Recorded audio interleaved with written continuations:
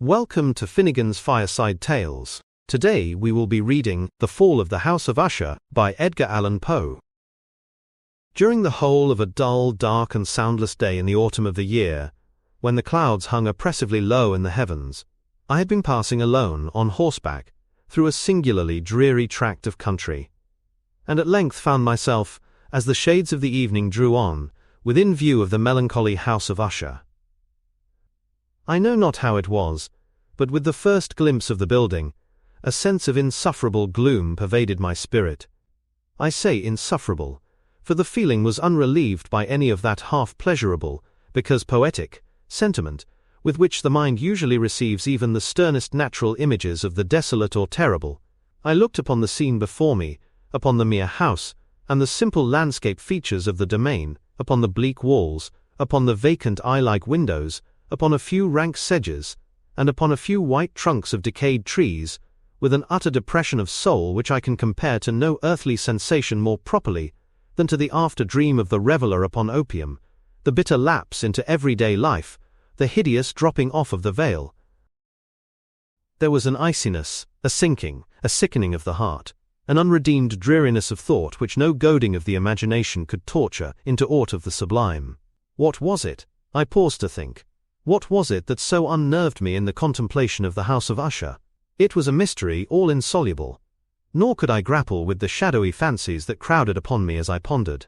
I was forced to fall back upon the unsatisfactory conclusion that while, beyond doubt, there are combinations of very simple natural objects which have the power of thus affecting us, still the analysis of this power lies among considerations beyond our depth. It was possible, I reflected, that a mere different arrangement of the particulars of the scene, of the details of the picture, would be sufficient to modify or perhaps to annihilate its capacity for sorrowful impression, and, acting upon this idea, I reined my horse to the precipitous brink of a small silent pond, that lay in unruffled lustre by the dwelling, and gazed down, but with a shudder, even more thrilling than before, upon the exact reflection of the building, and of the tress in the mirror of water.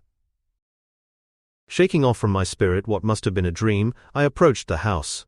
I was skilled in the science of architecture and was able to appreciate its antique character. The building had been constructed with a peculiar care, which gave to the whole edifice an air of elaborate and fantastic irregularity. Its principal feature was that of a lofty, narrow structure, of considerable height, and entirely unbroken by any projecting wings. The windows were long, narrow and pointed, and terminated in arches of Gothic tracery. Yet the first glance convinced me that the singularity of the dwelling's effect had been heightened by the neglect with which it had been suffered to fall into decay. I learned that the entire estate had long been in the possession of the same family, and that the present representative was the last of the line. I entered the house. The furniture and appointments, all were in perfect order, yet there was a silence in the air, and an absence of any of the ordinary signs of life, which gave to the apartment a strange and oppressive character. The air was heavy, yet it was not unwholesome. There was a rankness over all the atmosphere, which, though not disgusting, was oppressive in its effect. I felt as if I were entering a tomb, rather than a dwelling. I found Roderick Usher, my boyhood friend, the inhabitant of this mansion. He received me with a mingled expression of agitation and cordiality, and led me to a room that looked out upon the bleak waters of the Tarn. It was long since I had seen him, and the change which a few years had wrought in his appearance was extraordinary. He was thin to an excessive degree, his eyes large, luminous, and with a singularly sensitive expression. His countenance reflected a settled melancholy, and the spirit of his temperament seemed in perpetual conflict with itself.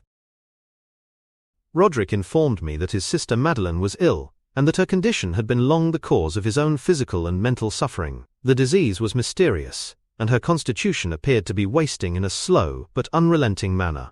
She had been confined to her chamber for many days, and was in a state of such extreme debility that any exertion threatened immediate danger.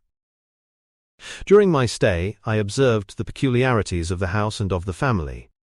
I became aware that Roderick possessed an exquisite sensibility to light, sound, and color, and that the family inheritance included a tendency to mental disorder. I noted the extreme paleness of his features, the tremulousness of his hands, and the almost spectral expression of his gaze.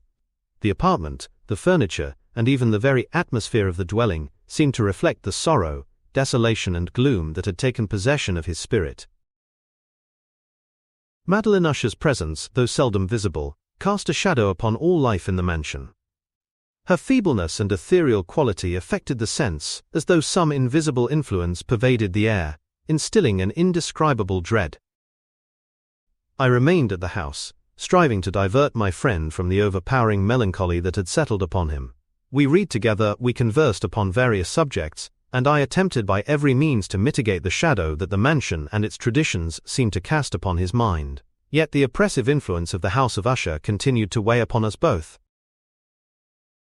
As the days passed, I observed that Roderick's sensibility increased to an almost painful degree. Every sound seemed to harrow his nerves, every shadow or movement affected his gaze, every reflection of light upon the tarn brought a shudder.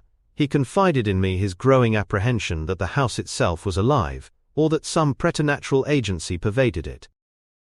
The fatal malady of his sister, combined with the supernatural gloom of the dwelling, affected me with a sense of unutterable horror.